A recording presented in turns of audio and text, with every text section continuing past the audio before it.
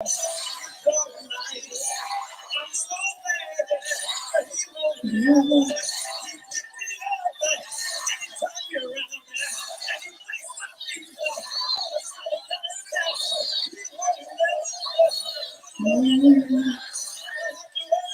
don't own the rights to this music. I don't own the rights to this song. I don't own the rights to this music. I don't own the rights to this song. It is 5:55. Time for faith at 5:55. It is time for change. This is the month of change. Hello, Barbara Dixon. Glad to see you at 5:56. My time. Thank you for joining me for Faith at 5:55. This is our anniversary month.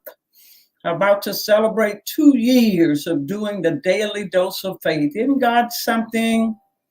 Thank you for joining me. This is the month of change. Change. Time actually changed last Saturday night. I don't know if that's the 12th. It changed, or Sunday, but time changed. So life is filled with change. Hello, Barbara Dixon, Panama City. Edith, Tallahassee. Pastor Vern, family, Facebook family. Love you, Edith. I am playing an oldie but goodie, Kirk Franklin. He won't put more on us than we can bear. People have to remember that in the midst of change, God will allow change. God will rearrange things in your life, but he would never put more on us than we can bear. Chanel Parker, Atlanta. I don't own the rights to this song. Thank you for joining me for conquering the fear of change. Don't be afraid. Jacqueline Frazier, good evening. Where are you watching from? Thank you for joining me. Ms. Marshall Dunn, thank you for joining me. Forget what you're watching, where you're watching from, but as you come on, let us know. God will never. This is your anthem today. This is your prophetic song today. This is your rhema, especially to you, Apostle Anthony Hunt, Rochester, New York.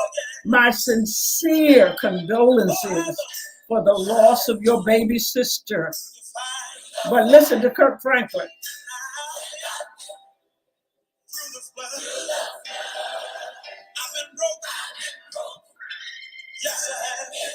I've been broken into pieces, seen lightning flashing from above.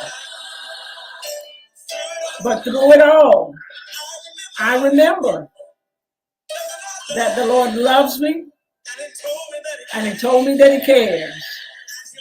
And he'll never put more on you, Apostle Anthony Hunt, than you can bear. He'll never put more on you, Stephanie and Jason, than you can bear. He'll never put more on you than you can bear, Whitney, Panama City. He'll never put more on you, Jacqueline Frazier, Panama City. Keisha Ward, he will never put more on you than you can bear. We need to remind ourselves of that and remind others in the midst of loss. Sandra Brown, by taking Sharon home to be with him, he'll never put more on you than you can bear. Brenda Lane, he'll never put more on you than you can bear. Vern Webb, he will never put more on you than you can bear. Why don't you tell somebody? It's mine. God will never. Dr. Leah Cunningham Ministries, Jacksonville, Florida. God will never put more on you than you can bear. He will never put more on you financially, physically, spiritually, emotionally. He will never put more on you than you can bear. And we need to remind ourselves of that. Sometimes you have to say it out loud. Stand in the mirror, and look and say, God will never put more on me than I can bear.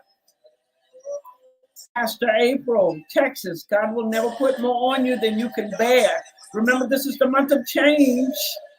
We're conquering the fear of change.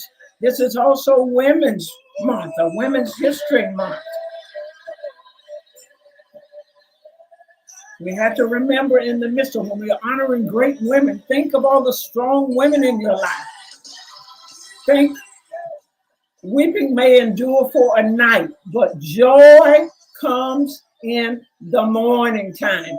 Think about all the great heroines and heroes of your faith, all of the great women and great men in your life, that they had a lot of horrendous things happen to them. Good evening, Prophet Chiquita Hughes.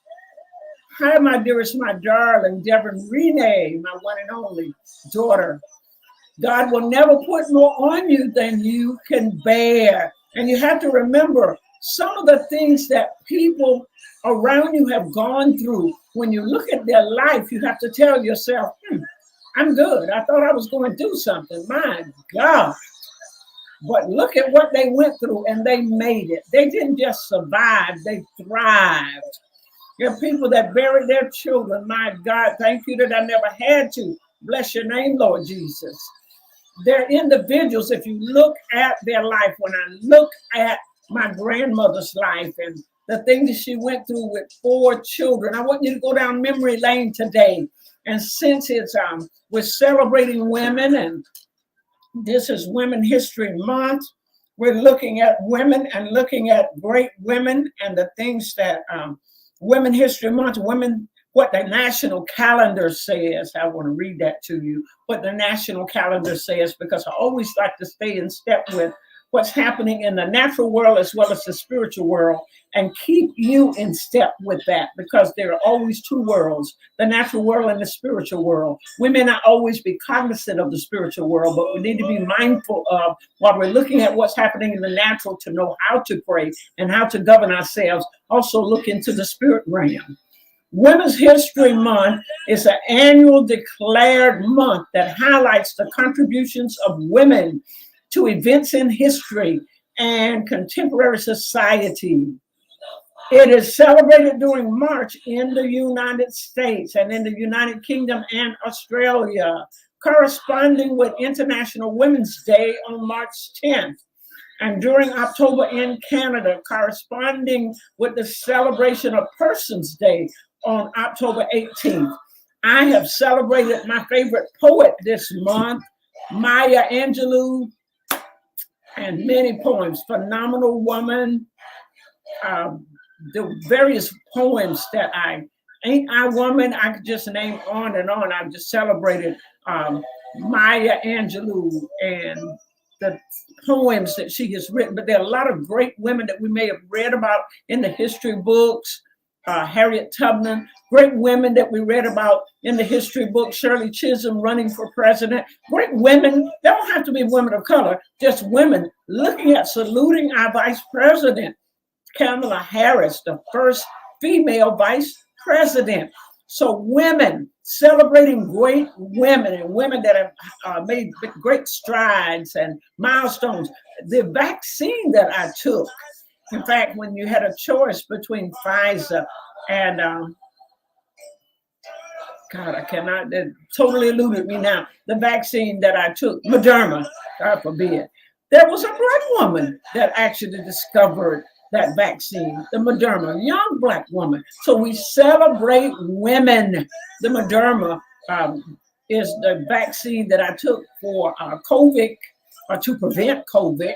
And I did it because I did my research, and I thought, if this is a woman and a woman of color, well, I'm a woman and a woman of color. I think she might know what will work well with my body. So we're celebrating women, but in the midst of change, those are major changes in our nation.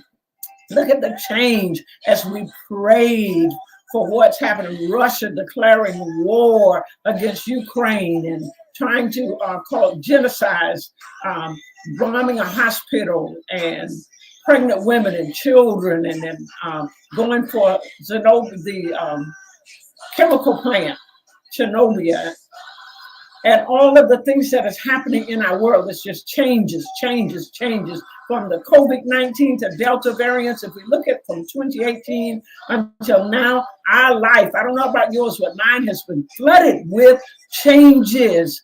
And a lot of changes may throw us into a crisis, but we have to remember that God won't put more on us than we can bear. So we're praying for Pastor Anthony today because of that loss, losing that sibling where he already lost his brother Cleveland, and lost his mom. Only the God of all comfort can comfort you and see you through that kind of pain. We're praying for you, Apostle Anthony Hunt, Rochester, New York. We love you. And I want you to keep telling yourself, God will never put more on you than you can bear. So during this Women's History Month, I want you to put women in the chat as I talk about the women that I admire. I want you to put women in the chat that you admire, that have made contributions to your life. Women, the poets, movie stars, women in your bloodline. Don't overlook the women that you are made of. One of my favorite songs, I think I play it almost every Mother's Day and show pictures of these are the women I'm made of, women of backbone and women of steel. And I show my grandmother and I show my Aunt Virginia and I show these powerful women that I admire that made me strong. That my aunt and my Aunt Virginia and my grandmother would always tell me, it's okay to cry, but I want you to get up and be moving while you're crying. Run on while you're crying.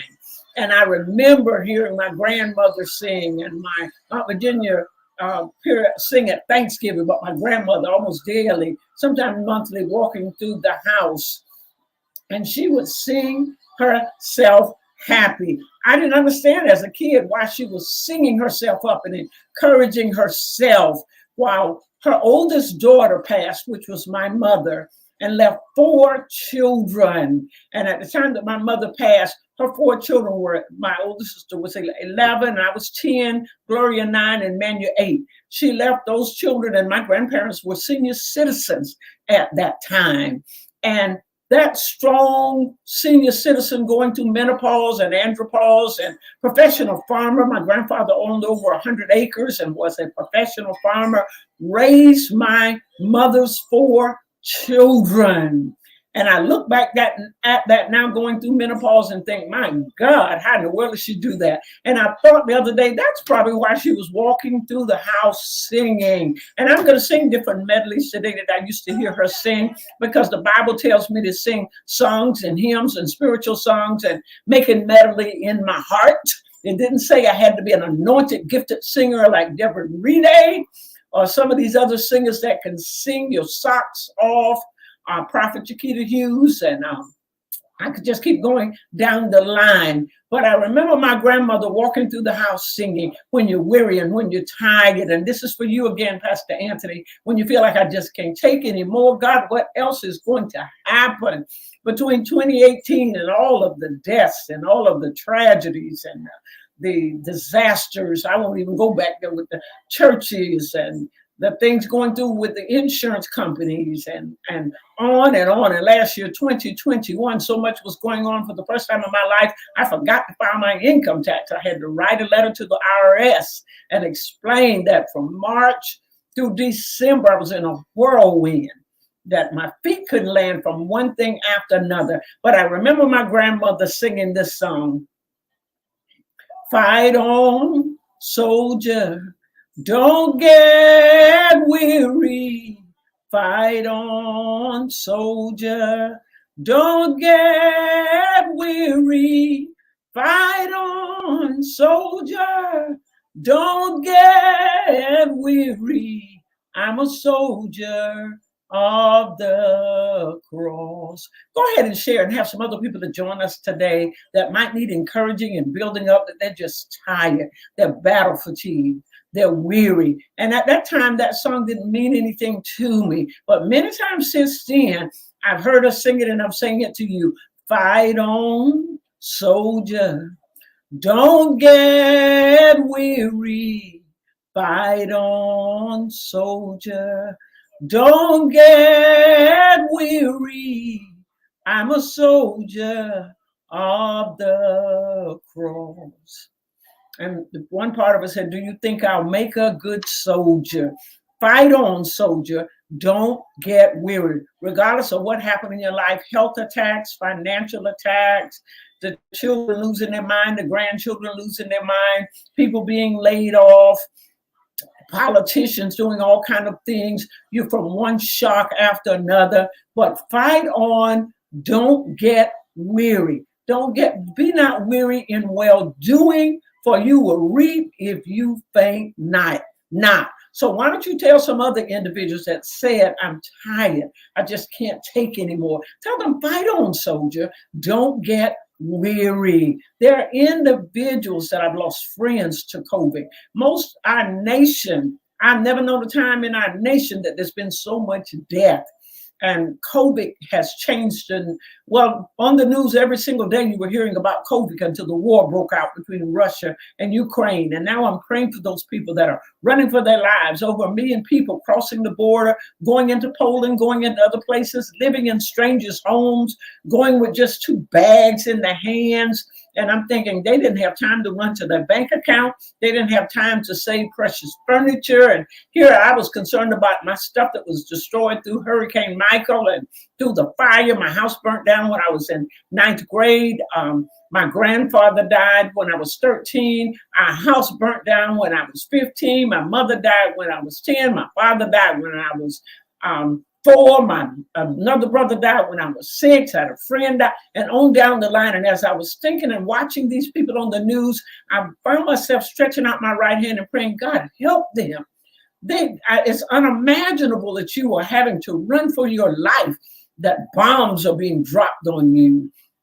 That is just totally, I thought Hurricane Michael left the 318 School Avenue Church in a pile of rubble. But when you see what has happened to that country with all the bombs being dropped, you have to look and say, God, have mercy. What was I complaining about? I'm not downplaying what has happened to you, but I'm encouraging you today to say, fight on. And I'm encouraging you to remind you what Kirk Franklin sang, God will never put more on you than you can bear. That you come through the fire, through the flood.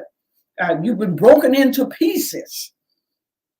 That's the words of the song. I've been broken into pieces, seen lightning strike from above. I mean, on and on. Things that have happened that broke you into pieces. But keep fighting, knowing that he will not put more on you than you can bear. And celebrate those great women. Who are those women, the heroines of your faith? Those great women, the matriarchs, the patriots.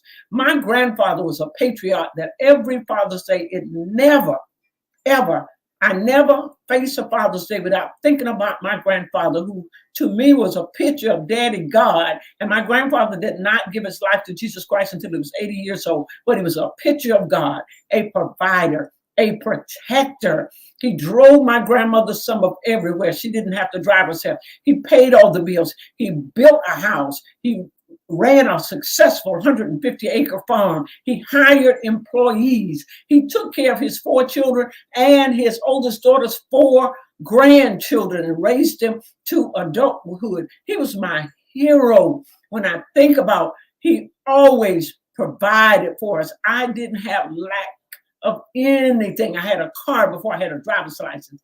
I had expensive clothes when blouses were $6. My grandparents bought me $50 blouses. I never had a day in my life that I was hungry or worried about eating. I never had a day in my life that I was broke or worried about money. I was taken care of. Ada Beatrice Sweet was my hero. That woman, Ada Beatrice, my grandfather called her Ada B.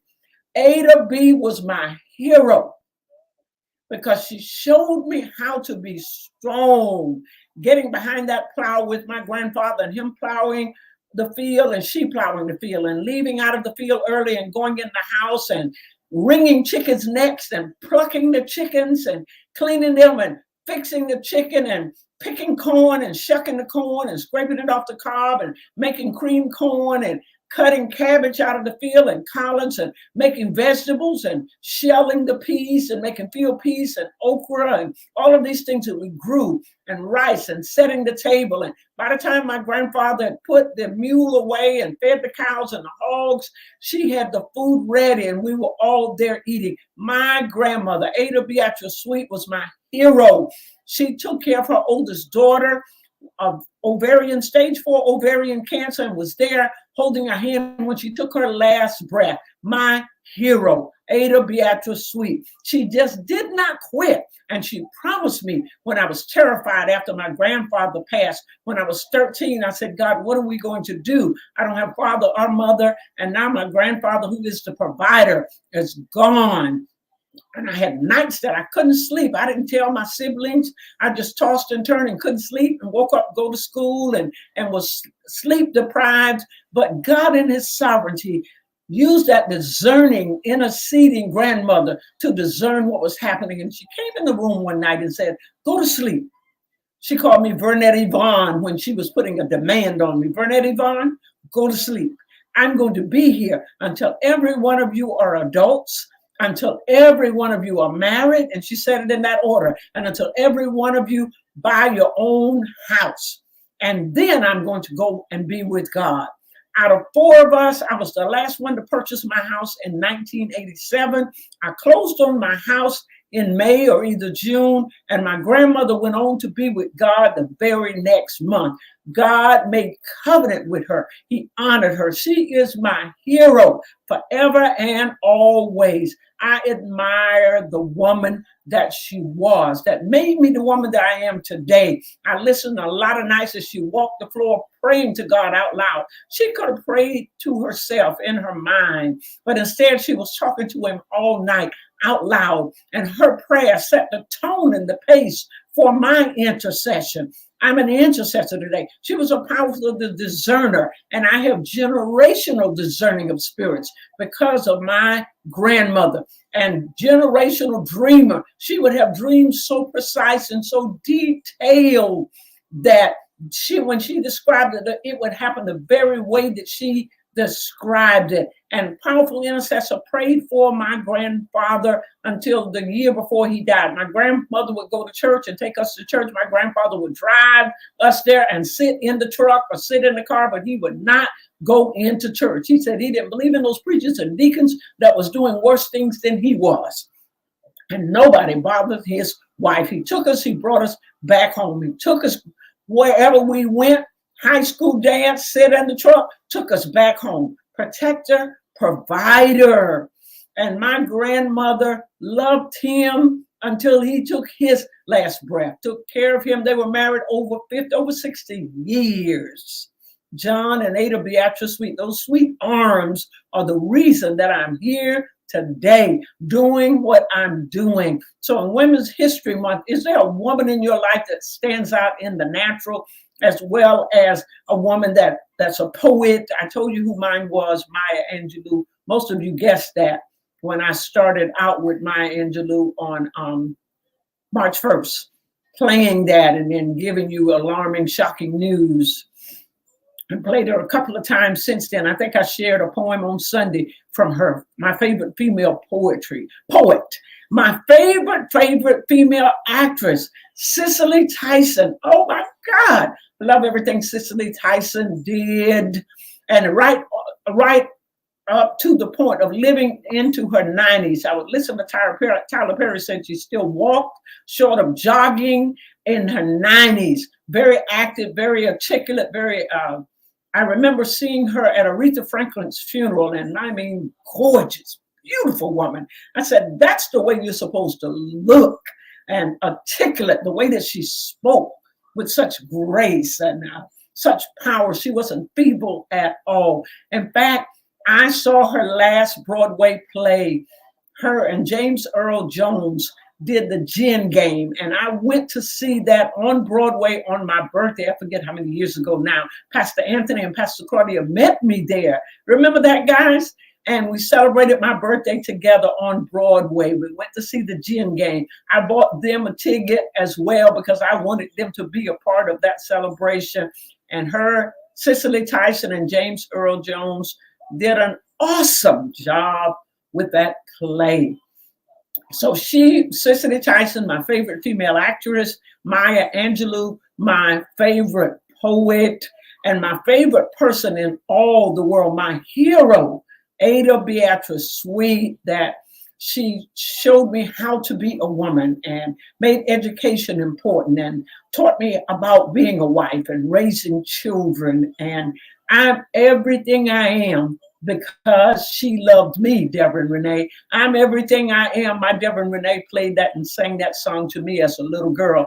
I'm everything I am because you love me. And when I'm thinking about it, I'm everything I am because Ada Beatrice Sweet loved me. She was there for me. When I had my first child and had to go to work, or they threatened to fire me. I was working for United Cerebral Palsy, and they said either come to work or lose your job. You can't get a sub. And I called my grandmother in the middle of the night, and she had my sister Jeanette drive her to Panama City. Gerard had pneumonia. She kept my child, and I went to work. That's the kind of mother I thrived to be. That's the type of grandmother I thrived to be, watching her and what as she modeled what it's supposed to look like. And she was strong until it was time for her to go home. So I hope as I was talking that you were sharing. Dr. Leah said battle fatigue is a real condition for soldiers. All right. So we are soldiers in the army of the Lord, and we experience battle fatigue. But there are times that when we're fighting, we still have to fight on. We cannot sit down in the middle of a minefield. We cannot sit down on a grenade because we are fatigued. We have to fight until our relief comes. Fight until God sends the relief. Fight until Gabriel shows up. Fight until Michael, the archangel, shows up to fight and win the battle for you. Fight on. Be not weary, according to the scripture, in well-doing. You will reap if you faint not. Thank you for that comment, nurse, supervising nurse, Miss Corporate America. Thank you for sharing that, Dr. Leah. Different individuals. Carol, Callaway Carol, thank you for watching. Cheryl, yes, he hasn't placed more on you than you can bear. Yvonne Mosley,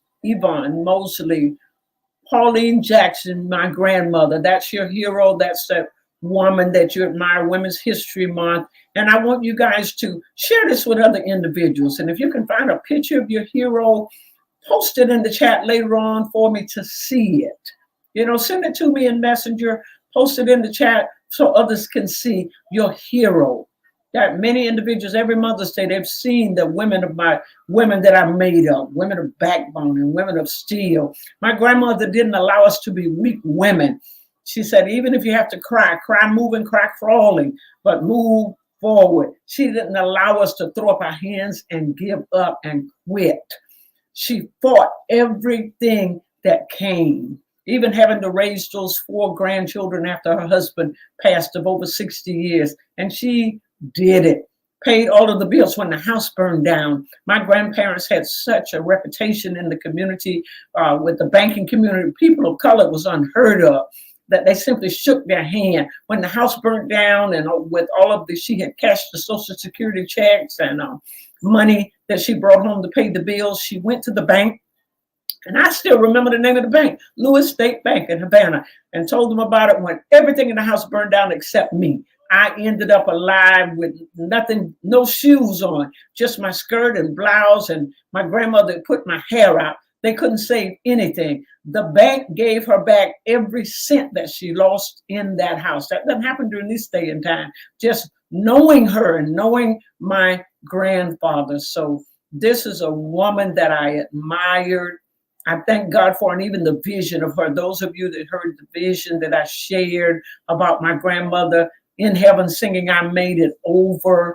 She lived the life so that I saw her dance before the throne of God. So what a glorious time when it's my time, when I'm over 100 years of age, to do the same thing. And I pray that my children and my grandchildren will be able to say the same thing about me, that this woman was my hero.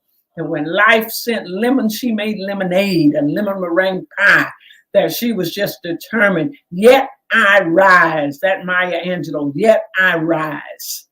Just keep rising, keep getting up, keep moving forward. Barbara Cameron, I'm so glad to see you. Always glad to see your name. Can't wait to see you in person. Again, Ethel Ebro, glad to see you, glad to see you, glad to see you. Deborah Hart in Gainesville, always glad for you to be a part. My mentee and joining us. Renee Laird said, my birth mother, Mary McCoy, and my Shiro spiritual mother, Dr. V. Oh, Renee Laird. Okay, you got me there. You almost caught me. It made tears drop. Thank you. Jacqueline Frazier. Fight the good fight of faith. Keep rising. Keep getting up. Keep moving forward. All right. So we're conquering the fear of change. Remember, time changes. It falls back, it springs forward. It has already sprung forward. We fall back. Life is filled with change. We're finishing out this month, working through this month, talking about change. Instead of fearing change, embrace change. Embrace the changes that are transpiring in your life. And those of you that I've been sharing nuggets with you from the book that I've been reading, What You Think of Me is None of My Business. Love that title. Oh my God, what you think of me is none of my business. I can't wait to say that to somebody. What you think of me is none of my business. In other words, I don't want to know. That's your business. Ma'am, mind your business. Sandra Brown said, my granddaughter, that's your hero. Dr. Leah said, I admire my mother's strength and her fight. And also, oh yes, Michelle Obama's leadership for women. Love her, Michelle Obama, the epitome of grace. She makes us all look good. Do it. In fact, it almost, I thought of something that I saw on the screensaver on Sunday night. I didn't know that Tracy Braxton had passed, and they showed a clip. At 50 years of age, I started praying for her mother because I love that. I used to love watching that show, Braxton Family Values. And she passed, but they showed a clip of her going to the White House and with Obama and with President Obama and Michelle on the stage. And you heard Tracy say, hey, Michelle. And her sister was talking about how embarrassed the family was that her mother called and said, that was your sister Tracy. She told Tamar that was Tracy. And Tamar asked her mother, how did you know that was Tracy? And her mother said, a mother knows her child's voice. And Tracy shared how when President Obama came down off the stage, he said to her, Tracy, no, you didn't. Did we have to do that? So women, that's powerful. You triggered that thought. Thank you for sharing that. Edith Pope said, grandmother, godmother, church mom, my oldest sisters, and of course you, Pastor Byrne. All right, guys, don't make me start crying now. I appreciate that. Thank you so much for the swelling accolades. I love you and appreciate you. But back to this clip before we run out of time. Last clip from the book. I'm about to finish it. I'm on page 197, and there's only 207 pages in this book. So the last chapter is entitled, What You Think of Me is None of My Business. And one of the things that you quoted in there is, here's some nuggets. And I hope this doesn't spoil it for you, but instead it baits you to go and buy this book because it's a good read.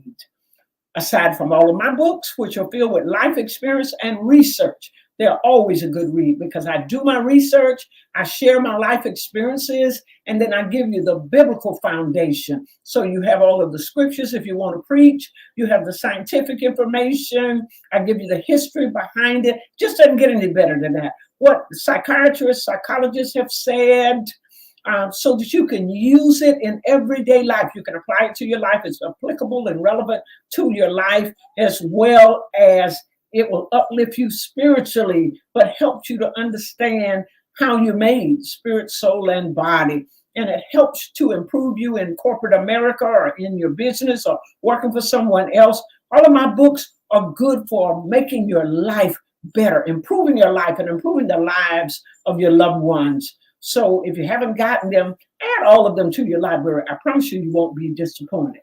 As a matter of fact, let me put this out here. If you buy it and it disappoint you, send me a message or message me and I'll send you your money back because it's going to speak to life experiences. Anything that you might have gone through or anything that you're going to go through, it will address it. And will tell you what medical doctors have said about it. In fact, word your mouth to give you the right words to say when people are grieving. My last book, people don't always know what to say. And sometimes they say the worst things. You wish they had said nothing. Wish they had not shown up.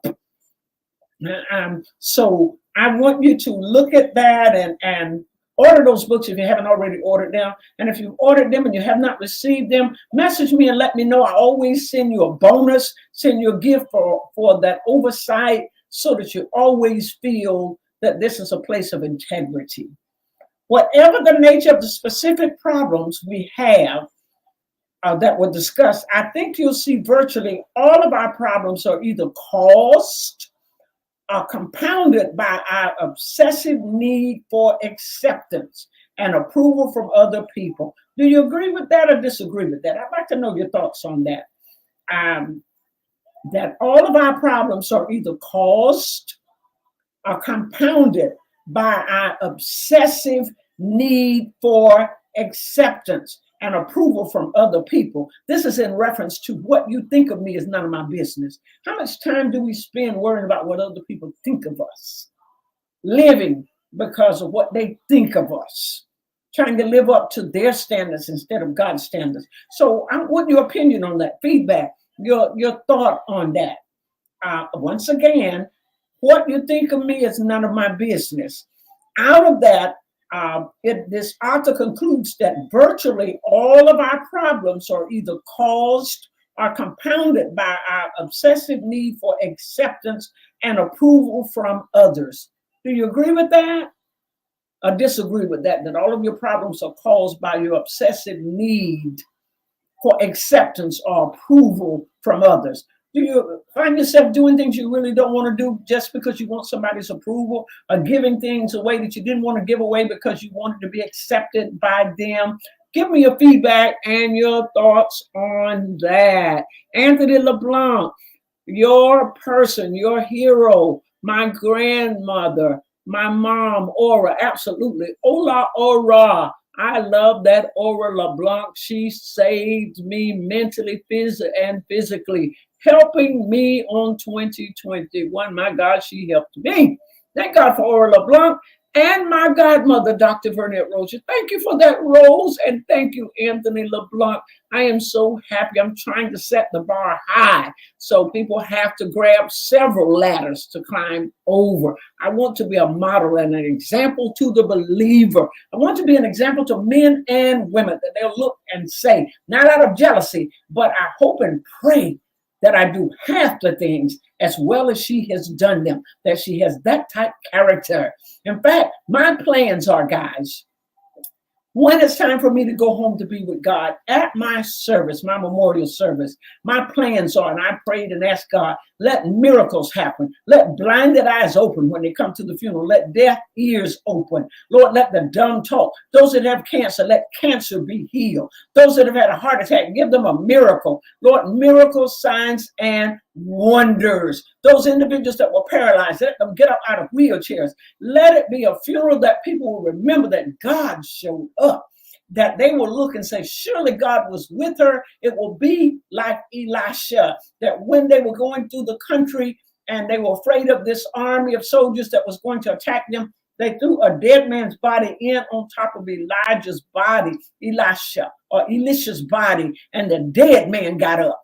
I want those individuals that if they touch my body, everything dead in them, they're spiritually dead, they live again. Those individuals that are facing death, that will be notable miracles, signs, and wonders, that people will celebrate and feel the presence of God like they've never felt and celebrated in their life. That is my prayer, my desire, and I hope God honors that when it's time for me to meet him.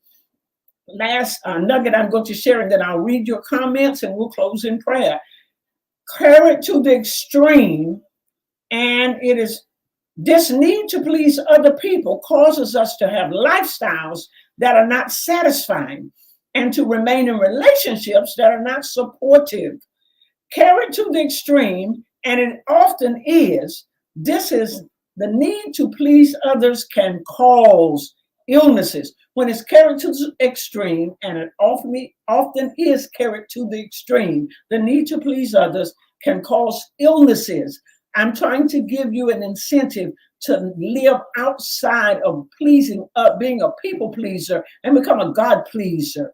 And stop worrying about what other people think of you. That's their business. That's none of your business. The need to please others can cause illnesses, poverty, and even death. The need to please others. That's all of the nuggets I have from this book to share with you. Reading some of the comments. Dr. Leah says again, our problems are compounded by our need for approval of others. I believe that not many people live for others' approval. Okay, thank you. I believe that. Oh, I'm sorry. No, I read that wrong. I believe that many people live for others' approval. Okay, thank you for your comment, Dr. Leah. Carol said, my hero is my grandmother, mother, sisters, because I'm the youngest, and you, Pastor Vern. Oh, stop. I'm not going to cry. Stop, Carol. Nobody else do that. Prophet Chiquita Hughes, Cincinnati, Ohio. Lord, deliver us from approval addiction. That's a good prayer. Everybody pray that along with me. Lord, deliver us from approval addiction so that we can be true to ourselves and to you, Lord. Amen. I hope every one of you prayed that along with me. If you didn't, look at Prophet Chiquita Hughes' prayer. That's a good prayer. Hello, Pastor Maddie Gaynor. I love you. So glad to see you co-laboring in the gospel. Great woman of God. I still remember our last meeting at that restaurant in the middle of Business 98 and how you picked up the tab for all the food and did what my grandmother did, slip some money in my hand and bless me. Thank you so much for being such a blessing. My grandmother and aunt used to do that, slide money in my hand and say, here, sweetie, this is for you. I'll always remember that, Pastor Maddie Gaynor. I trust that you're doing well. Last comment I'm reading, Prophet Chiquita Hughes, Cincinnati. I am thankful for my grandmothers, Mrs. Arabelle White and Edna Hughes, my mom, Betty Hughes, and Pastor Vernette-Rosier, my sisters, Janice and Janet, daughters, Christina Reeves, Young, Sienna Reeves, and Arnella Reeves, and Clara Reeves. Awesome women.